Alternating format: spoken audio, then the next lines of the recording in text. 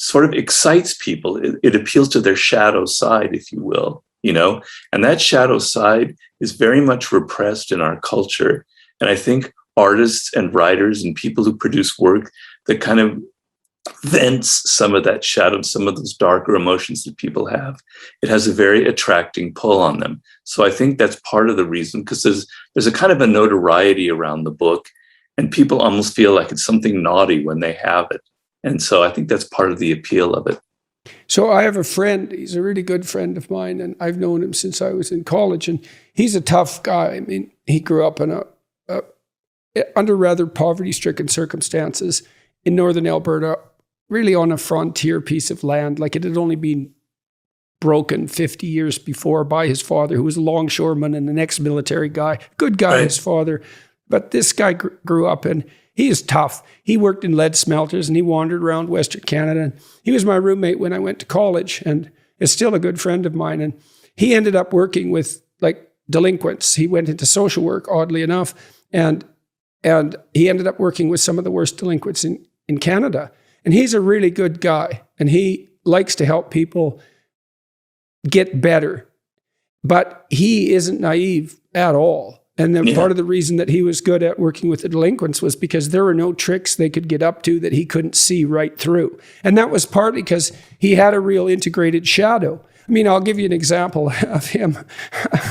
So one day, I was living in this town called Grand Prairie, and it was at the height of the oil boom. And so it was a rough town, and there were lots of rough bars in it, and lots of young men in there with plenty of money and they'd come in for 3 days after being out in minus 40 weather, working on the oil rigs, and they were ready to party, man. And we had a party one night in this kind of frat house that I went to college in, and way too many people showed up, and some of them were real troublemakers. And we had a table that was pretty full of beer bottles and vodka bottles and so forth, and one guy just went over and tore the leg off and knocked the table over, and then a bunch of us got together and chased them all out. And this friend of mine, he said, "Oh, they'll be back." And so he went upstairs and he put on some steel-toed cowboy boots. It was just like a bloody Western. He came marching down the stairs. And just as he entered the living room... We are sorry to interrupt you, but before we move on to the next point, we noticed that a lot of you are returning viewers who have not subscribed. If you've enjoyed our content, subscribing would mean the world to us. It's a small click for you, but it makes a huge difference for us. Thank you for your support. There was a big knock on the front door. It was these hooligans coming back to cause grief.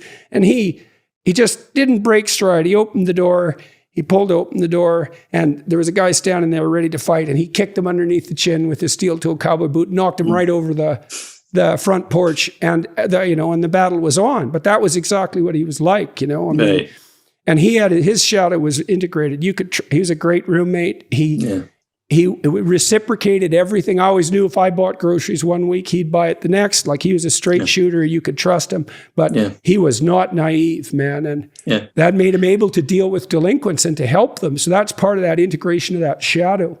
Yeah, I go very deeply into the shadow in a chapter in my last book, The Laws of Human Nature. And I try and talk about how one integrates the shadow, because it's not an easy answer for that. People are kind of perplexed. Well, I have this dark side, and I explain a lot of where it comes from and how a lot of your aggressive impulses, like the room of 2-year-olds that you were talking about, you have that as well. I'm talking to the people that my readers. You have that aggressiveness when you were young, and it got socialized out of you, and then it got repressed. And it's like a lost self that lives inside of you and is screaming to come out. How do you integrate it? And so the main thing is you have to be aware that you have this shadow side. You can't run away from it. You have to acknowledge that it exists. You almost have to embrace it in a way. A good parent too does everything he or she can not to repress that. Like, what you want to do with children is you want them to be forceful. You want them to have some power. Exactly. You want them to integrate that capacity for aggression into, well, let's say, lucid conversation. You want them to be able to stand up for themselves in family discussions. If you just punish them for being aggressive, let's say, for talking back or something like that, you don't guide that into more sophisticated development. You see this in schools too now. When my kids went to school, this was so dumb. We had a rule in our house, which was, you don't have to follow stupid rules. That's a good rule. But if you get caught, you have to put up with consequences. But Right. So one rule was the school had, not only could you not throw snowballs, you couldn't make them. And so they were trying to, yeah, exactly. You should shake your head. That's for sure. It's like, because their answer, and this was all politically correct nonsense, non-competitive games. We're only going to play non-competitive games. Yeah. It's like, Yeah, first of all, I studied Piaget. Yeah. A hockey game is not competitive exactly, because in a hockey game, well, no one brings a basketball. Everybody plays hockey. So that's cooperation.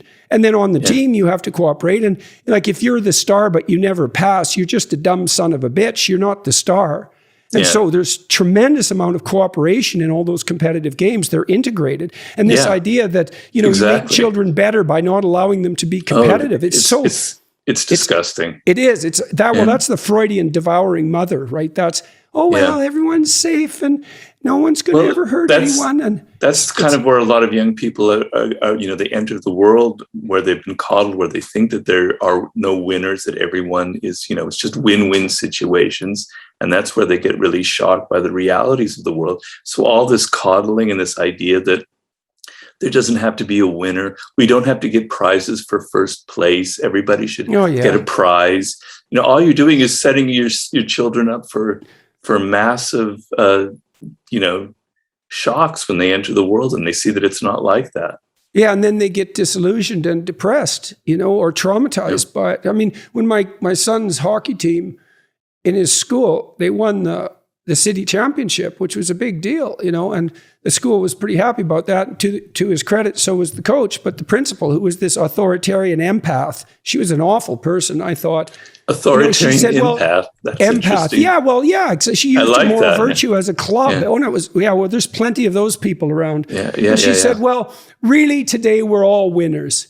And the coach had exactly. No, it is sickening because my son was just appalled by it, but the coach had enough guts. He said, no, the hockey team won. And it's not like the kids in the school were jealous. Some of them were, obviously, but most of them were really happy, like you are when your sports team wins, and most people are generous enough so that they're able to celebrate someone else's victory without. And that's the same. I saw this with birthday parties. I just bloody well hated this. It's like, well, every child gets a gift bag. It's like, no, they have their damn birthday. Every child doesn't need a damn gift bag. And this same naive, treacly, and it's authoritarian too, because it imposes this kind of view of the world. It's like, no, it's this kid's day to be special. That's why we're celebrating this kid. The rest of them, if they can't take that, it's like, there's something wrong with the way that they've been treated and attended to. Well, a lot of my books, I've tried to remove the kind of taboo or the negative associations we have with the word like power or with the word ambition. I try and say ambition is a good thing. It means that you believe in yourself, you have some self-love, and you believe you're worth something, and you want to go out and achieve and create something worthwhile for other people. So ambition is a positive thing. But so many people are just kind of embarrassed about being a human being, embarrassed about our primate nature, embarrassed about our own aggressive impulses. This is partly why boys are failing in our schools now at a disproportionate rate. And I see there's an assault of the sort that you're describing on the better part of striving masculinity. And, I had a friend who killed himself because he identified his ambition with, the patriarchal force that's devouring the environment, let's say, and that's the cause of historical horror. And you might say, well, no one takes that onto themselves to that degree. And you can say that, but that you just don't know what the hell you're talking about. People take that onto themselves all the time. And then they start to identify the best part of them that strives forward with the destructive impulses of humanity. And they're so ashamed because they can't do anything good then, but in principle, he tried to be as inoffensive and harmless in every possible way as he possibly could. And it just sucked all the life out of him. You end up turning that aggressive energy on yourself is what ends up happening. And that's maybe leads to suicide, the ultimate kind of self-aggression. I know that I personally have, as I said, I definitely have a shadow side. I'm very aggressive and extremely competitive, and I have a lot of anger. So a lot of those experiences in my youth made me very angry. But the way I kind of integrated my shadow, I'm not saying this is a model, but the way I integrated it was through my books. So I kind of, that anger kind of seeps through the material that I write. And I find I can only write when I have that kind of anger. But I don't rant. I don't yell and kind of put people down. I kind of channel it into something productive and something creative. And so to me, I definitely do that when I'm lecturing. You know, and people have commented, you know, some of the people who've criticized me that I'm an angry person, and which isn't true. But it's definitely that anger, that capacity for anger definitely is something that gives you force, and it can push, and anger definitely. So psychophysiologically, so imagine that this is obviously a thought experiment, but imagine you're chasing a cat with a broom. Well, the cat's going to run from the broom. But if you corner the cat with the broom, it will attack you, even though it's just a cat. Well, and the reason for that is that fear will facilitate either freezing or escape. But sometimes fear isn't the right response, and anger will suppress fear. And so one of the tools that we have at our disposal psychologically is anger as an antidote to the terror that would otherwise freeze you. And you can integrate that. You know, that's, you know, if you have some justifiable moral outrage, let's say something really annoys you, or I shouldn't say that, deeply violates your sense of moral propriety, I don't mean trivial things, then the fact of that forceful response can motivate you to do things, well, it does for me for lecture, but certainly to write. It takes a lot of energy to write, man. You need all those sources of energy if you're going to be able to do it. And even to turn it on yourself, to discipline yourself, you know? It's like I had to grab myself by the scruff of the neck when I was a young guy to sit down, God damn it, and write. You know, and there's a force that's necessary, to, especially if you're open, because you're all over the place, if you're creative, to get yourself to sit down and focus. Yes, that's right. Yeah. And, you know, some of that anger, you know, I think Jung talked. What do you guys think? Do you think that we all have our own dark shadow? Please leave your comment below. We would love to hear from you. Thank you for making it this far. If you like this video, you might want to share it with a like-minded friend. Thank you, and as always, stay blessed.